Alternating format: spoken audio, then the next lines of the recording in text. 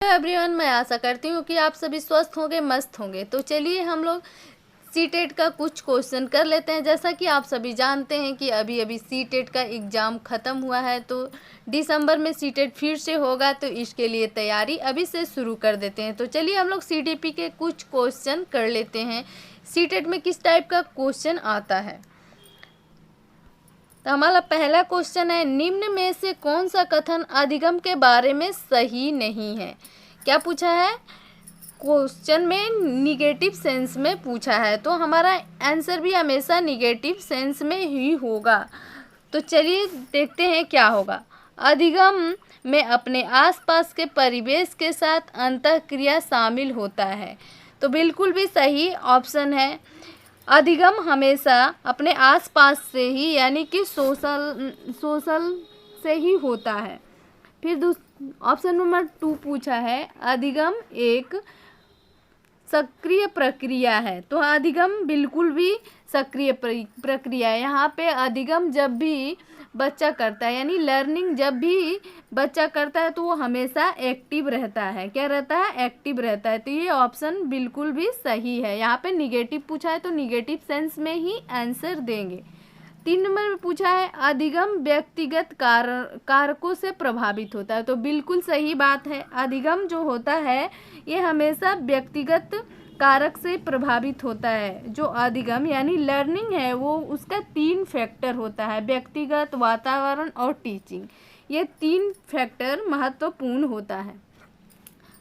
Option number 4 पूछा है, अधिगम सामाजिक संदर्भ से हटकर स्वतंत्र रूप से होता है, तो ये बिल्कुल भी गलत आंसर है। तो यही ऑप्शन सही होगा, ये क्योंकि निगेटिव सेंस में आंसर पूछा है।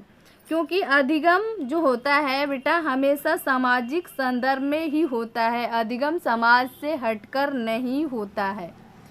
क्वेश्चन नंबर 2, जब एक विद्यार्थी किसी समस्या को एक ही तरीके से प्रस्तुत करने पर अटक जाता है, क्या होता है, अटक जाता है, तब वह किस अवस्था में होता है।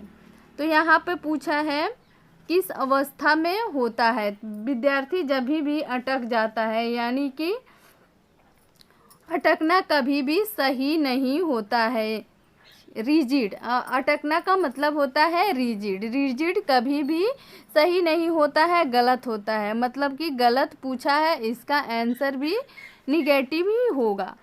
तो उच्च स्तरीय चिंतन ये हमेशा पॉजिटिव होता है, ये ऑप्शन सही है। 2 नंबर पूछा है, अनुरूप चिंतन। अनुरूप चिंतन भी पॉजिटिव होता है।